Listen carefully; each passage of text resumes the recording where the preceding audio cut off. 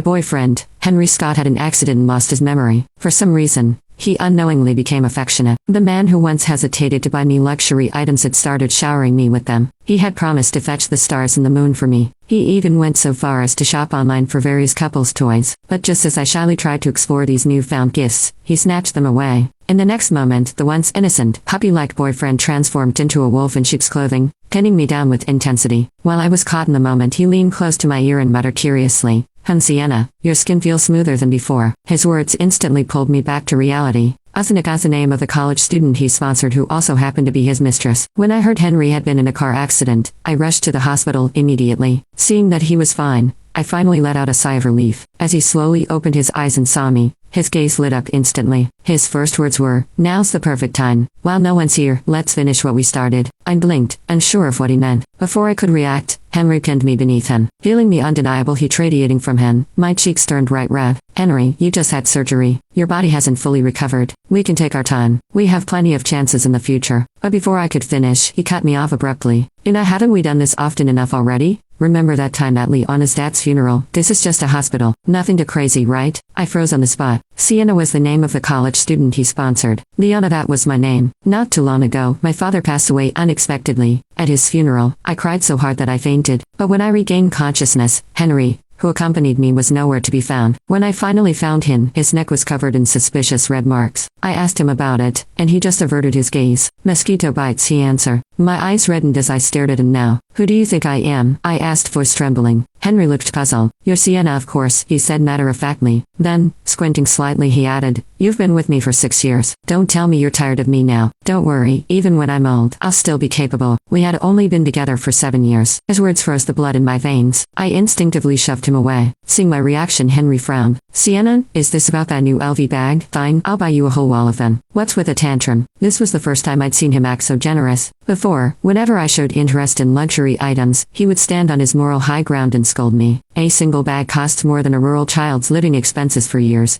Why waste money on such frivolous things? Now, he reached out to pull me close again. I pushed him away once more. "I'm on my period. It's inconvenient." Not waiting for his response, I stumbled out of the hospital room, my mind reeling from the overwhelming revelations. I went straight to the doctor. Adjusting his glasses, the doctor explained, "The patient suffered a concussion from the accident. This can sometimes lead to cognitive confusion or misidentification of people. It's a rare condition, but it does happen." Hearing this, I leaned against the wall, my strength draining away as I slid to the floor. I sat there in silence for what felt like an eternity. Then, wiping away the tears at the corners of my eyes, I stood up slowly and composed myself. I pulled out my phone and dialed a number. "Mom, I've decided. I'm coming back to take over the family business."